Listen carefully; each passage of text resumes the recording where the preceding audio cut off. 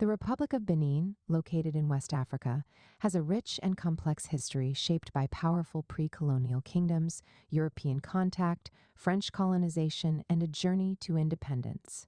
Its past includes the rise of the Kingdom of Dahomey, the transatlantic slave trade, colonial rule, and modern political developments.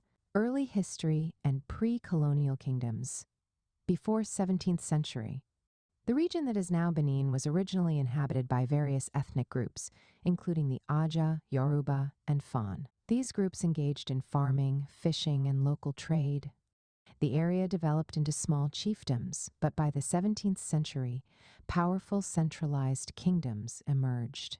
One of the most influential was the Kingdom of Dahomey, founded around 1600s by the Fon people. It was located in southern Benin, with its capital at Abomey. The kingdom was known for its strong military, advanced administration, and the famous Dahomey Amazons, an elite all-female warrior unit. The Kingdom of Dahomey and the slave trade date 19th century. Dahomey expanded rapidly through warfare and conquest, absorbing smaller kingdoms and becoming a dominant force in the region. It established trade relations with European powers, especially the Portuguese, Dutch, and British. The kingdom played a major role in the transatlantic slave trade, capturing prisoners from rival groups and selling them to European traders in exchange for firearms, textiles, and other goods. Ouidah, one of Benin's coastal cities, became a key slave port, exporting thousands of enslaved Africans to the Americas. Despite the economic benefits, the slave trade weakened local societies. By the 19th century, opposition to slavery grew, and European nations banned the practice. Dahomey resisted these changes but eventually adapted by shifting to the palm oil trade. However, by this time, European powers were expanding their influence in Africa, leading to conflicts between Dahomey and France. French colonization, 1894 to 1960. In the late 19th century, during the scramble for Africa, France sought to expand its colonial empire. King Behanzin, the last independent ruler of Dahomey, resisted French forces but was defeated in 1894. Dahomey was officially annexed by France, becoming part of French West Africa. Under French rule, the region experienced significant changes. The colonial government abolished the kingdom, imposed direct rule, and introduced European education and administration. French authorities also forced many locals into labor on plantations and infrastructure projects. However, resentment against colonial rule grew, and nationalist movements emerged in the 20th century, demanding independence. Independence and the Republic of Dahomey, 1960 to 1975. On August 1, 1960, Dahomey gained independence from France, with Hubert Maga becoming the first president. However, the country faced political instability, with frequent military coups and leadership changes. Between 1960 and 1972, Dahomey had multiple leaders, including Hubert Maga, Suru Migan Apithi, Justin Ahomedegbe, and Mathieu Carriacou, reflecting internal political struggles. The country struggled with economic problems, regional tensions, and ideological conflicts. The Marxist era, People's Republic of Benin 1975 to 1990.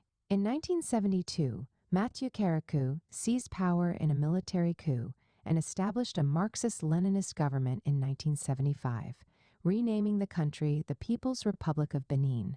Inspired by communist ideology, Carriacou nationalized industries, aligned with the Soviet Union and China, and cracked down on political opposition. However, economic decline, corruption, and public dissatisfaction led to mounting pressure for reforms. By the late 1980s, the collapse of communism globally and economic crises forced Carriacou to abandon Marxism.